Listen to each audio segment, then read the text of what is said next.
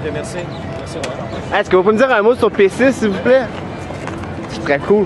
Qu'est-ce que tu veux que je te dise sur P6? On s'est battu, on a perdu. Ah, mais on peut encore se battre, non? Alors, regarde, moi, je suis chef de l'opposition officielle, c'est nous qui avons présenté toutes les motions sur P6 là, pour dénoncer le règlement P6. C'est pas grave. Pour dénoncer P6, donc, est-ce que vous pensez que P6 est antidémocratique, quelque part? Ben oui, ben oui. Regarde, on l'a fait la bataille de P6 depuis le début, on l'a perdu depuis le début. On a tenté de la faire encore aujourd'hui. Le maire Coder prétend avoir déposé une évaluation du règlement P6. Ce qu'on lui avait demandé au conseil précédent. Oui, parce que là, présentement, le maire ne veut pas en parler, il ne veut pas faire de bilan là-dessus. Tout ce qu'il a fait, il a présenté un petit rapport du service de police. Nous dit aussi le rapport du service des finances. Combien ça a coûté, P6, ces 2 dernières années? Où ce qui est le rapport de la Cour municipale? L'engorgement qu'a entraîné P6 par la pratique de la souricière. Ça nous coûte combien, ça? Puis ça retarde de combien l'examen, les travaux de la Cour municipale? Où est l'examen du service du contentieux, l'évaluation du service du contentieux? Alors, on dit il y a au moins ces 4 services-là qui devraient chacune remettre un rapport, pas seulement les policiers. Le tribunal, le contentieux et le service des finances devraient eux aussi. Et on est encore juste dans l'évaluation par la ville. Là. Après ça, il faut aller vers la société civile et demander qu'est-ce qu'elle pense de ces 2 années de P6. Alors, on a été battu encore aujourd'hui là-dessus. On va continuer à être battu, là. Être battu, c'est-à-dire, c'est fâcheux, mais c'est comme ça, là. Mais au fond, ouais, mais c'est justement, mais je ne comprends pas comment est-ce qu'un maire peut, qui est élu démocratiquement, peut se dire maire, finalement, en continuant à instaurer un règlement comme P6. Regarde. Qui fait fi, finalement, de tout ce qui est démocratique. Tu as fait les batailles, on les a faites, jusqu'ici, on a perdu. Mais on va continuer à se battre. On va continuer à se battre. OK. Je vous souhaite une bonne journée. Merci. Merci beaucoup. Bonjour, M. Coder. Bonjour, je suis pour l'abrogation de P6. Une commune qui a été endossée par plus de 41 organismes et différents organismes vont prendre la parole par la suite. Donc, pour commencer, en fait, le 26 mai dernier, lors du conseil municipal, le parti d'opposition du projet Montréal a déposé une motion demandant un bilan de l'application du règlement P6. Ceci a été battu. Le maire Denis Coder a affirmé que P6... Parle plus fort? OK. Le maire Denis Coder a affirmé que P6 restait en place tant qu'il serait au pouvoir. De son côté, Annie Samson, la présidente de la Commission de la sécurité publique, a promis qu'un bilan de l'application de P6 serait réalisé par la police elle-même.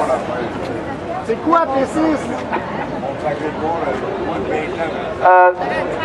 Explique c'est quoi P6? Vous avez un tract en fait qui explique que... Oui, il faudrait distribuer des tracts. Donc le P6 c'est le règlement municipal en fait qui est pour encadrer les manifestations qui a permis de voir plusieurs souricières être déployées de façon assez drastique. Donc pour poursuivre, donc de son côté, Annie Samson, la présidente de la Commission de la sécurité publique, a promis qu'un bilan de l'application de P6 serait réalisé par la police elle-même et déposé lors du conseil municipal de ce soir. Donc encore une fois, la police qui enquête sur la police et qui remet un rapport. Le conseil municipal cautionne ainsi le fait que la police s'auto-évalue et nous dénonçons avec force un tel manque de transparence et un refus aussi flagrant d'inclure la population montréalaise. Le maire Coder affirme que les droits et libertés ne sont aucunement bafoués et qu'il n'y a aucune raison de s'inquiéter. Nous ne sommes pas d'accord, bien sûr, parce que P6 confère un pouvoir discrétionnaire au SPVM qui décide tout seul et sans avoir de compte à rendre à qui que ce soit, donc de ce qui est une bonne et une mauvaise manifestation. La police décide ainsi à qui la loi s'applique. C'est une porte ouverte à l'arbitraire et au profilage. Mais il est encore plus scandaleux d'entendre nos élus féliciter de telles pratiques. En effet, le 26 mai dernier, Annie Samson a applaudi le fait que P6 ait été utilisé pour réprimer les manifestations du 15 mars organisées par le collectif opposé à la brutalité policière et le 1er mai organisé par la CLAQ. D'autres manifestations n'ont pas divulgué l'itinéraire, mais c'est le COBP et la CLAQ que la police vise. Applaudir comme le fait Mme Samson équivaut à reconnaître explicitement le profilage politique et à le légitimer.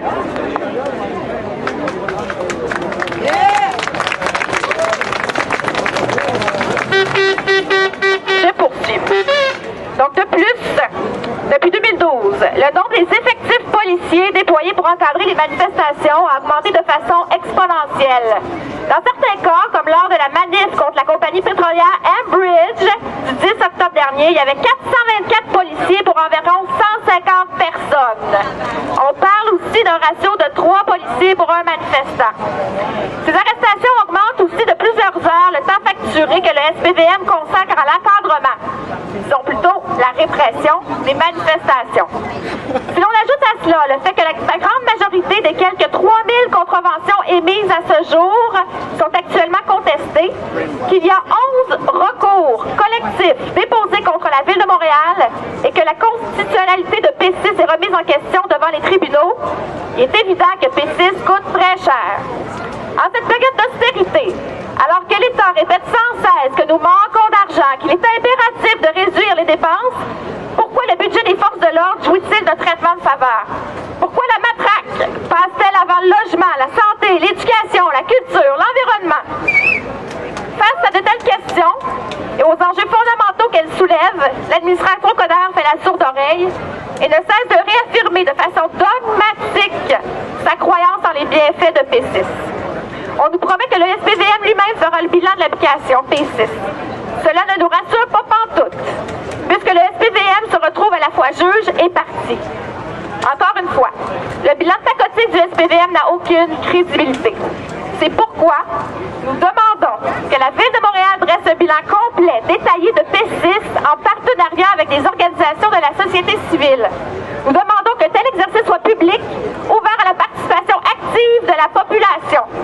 Les exigences du SPVM ne peuvent à elles seules justifier l'existence ou le maintien de ce règlement. La démocratie en dépend. Merci. Donc, 41 groupes ont signé cette déclaration-là qu'on vient de vous lire, moi puis à 10. Maintenant, il y a des groupes qui veulent prendre la parole. J'inviterai d'abord Robette du COBP à venir nous lire un texte. Bobette, Bobette, Bobette, Bobette, Bobette. Pas de ça. OK. Désolé, il faut comme un peu je mette ma feuille dans ma face. Je sais pas pourquoi, depuis le 1er mai, j'ai un gros torticolis. Alors, qui dit P6 dit arrestation de masse. Selon le SPVM, la souricière est l'arme parfaite. L'arme parfaite bourrée de profilage politique qui viole nos droits et qui crée un élément de peur. Lors du rapport annuel du SPVM de 2013, Marc Parent s'était vanté que grâce aux souricières, il y avait moins de blessés et moins de projectiles d'impact lancés. Normal quand on se fait souritionner dès le départ, de plus en plus sans premier avertissement de dispersion donné par le SPVM. Et lors du bilan annuel de 2014, il a dit ouvertement que la police de Montréal se basait sur la connotation politique de la manif pour oui ou non la tolérer. Le COBP a publié récemment une compilation des manifs avec ou sans itinéraire, réprimés ou non. Nous avions décidé de créer cette liste pour démontrer le ridiculisme de P6. Et le résultat est assez impressionnant. En 1 an et demi, il y a eu plus de 60 manifs qui n'ont pas remis leur itinéraire et qui ont été tolérés, comparé à 20 manifs qui ont fourni l'itinéraire et de 17 manifs qui ont dit un gros fuck you à divulguer l'itinéraire et qui se sont terminés par de la répression policière. Bizarrement, toutes les manifs dont l'itinéraire n'a pas été remis et qui ont été réprimés visent 3 collectifs en particulier. Le COBP, la CLAC et l'AC. Nous sommes également en train de mettre à jour la liste des policiers du SPVM qui ont été blâmés ou non à la Cour de la déontologie policière. Là aussi, le résultat est assez ridicule. Déjà que 9/10 des plaintes déposées en déonto sont rejetées, les plaintes retenues se terminent avec des sanctions complètement absurdes. Des suspensions qui varient entre 1 et 3 journées, des notes banales au dossier et finalement un blâme.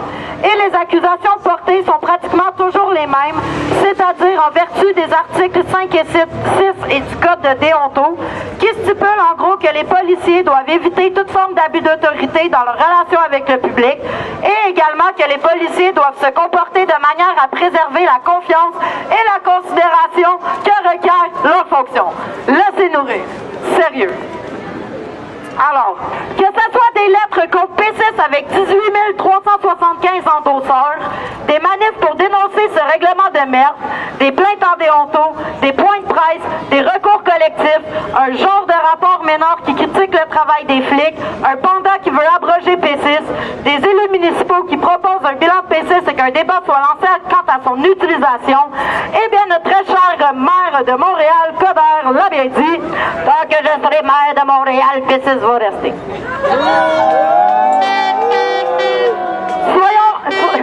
Soyons on a eu un avant-goût avec le jugement de 500.1 qu'on ne peut qu'espérer un revirement de situation en ce qui concerne P6. Mais même à ça, même si P6 et 500.1 seraient abrogés, eh bien, ils vont en inventer d'autres règlements pour nous réprimer. Mais nous devons continuer de nous battre, car c'est la réalité. De plus en plus, les gens parlent de P6. Ce mot qui, avant, était indifférent aux yeux de plusieurs, commence tranquillement à effleurer les lèvres de ces derniers. Le combat n'est pas terminé. Plus le temps avance, plus la force de P6 va diminuer d'une manière ou d'une autre.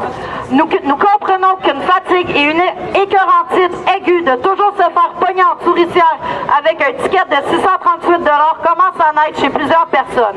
Mais nous ne pouvons baisser les bras car c'est exactement ce qu'ils veulent dans leur crise de QG. Nous démoraliser, nous faire peur et nous réprimer pour que naisse en nous une crainte et un affaiblissement dans notre désir de descendre dans la rue. Mais ne l'oublions pas, la rue peut balayer tout pouvoir. La montée de la militarisation ne doit pas nous effrayer. Que ça soit plus de caméras, une augmentation de leur budget, un nouveau centre opérationnel, plus d'attirail, plus de règlements municipaux ou plus de dossiers blanchis hors des honteaux, ils ne pourront taire cette haine que nous gueulons envers ce système capitaliste. Que ça soit un tank ou bien encore un canon à son, on ne sera pas surpris quand un canon à eau va apparaître dans le décor. Bref, il faudra une bombe nucléaire pour nous faire disparaître de notre présence dans la rue. Car la rue nous appartient, nous a toujours appartenu et nous appartiendra toujours. Que le SPVM débourse des sommes monstres pour mobiliser ses troupes de robots, à la finale, c'est eux qui pensent pour des cons.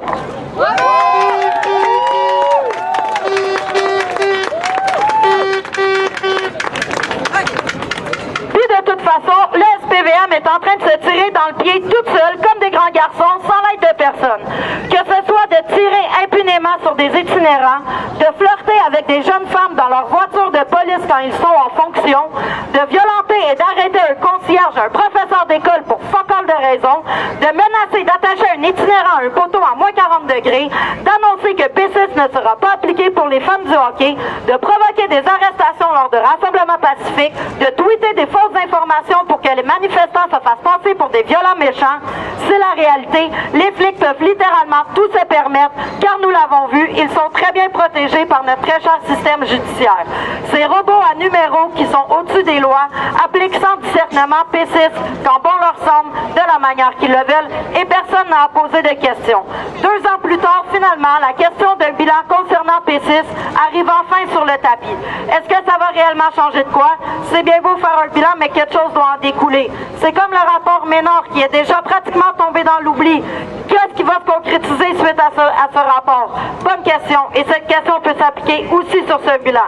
Chose certaine, admettons que rien ne se passe suite au dépôt de ces 2 derniers, on peut au moins se satisfaire que ce rapport et ce bilan serviront sûrement aux avocats de gauche pour les accusations criminelles que le SPVM aime tant donner, ou pour la contestation de tickets, ou encore pour la cause d'un narco-panda.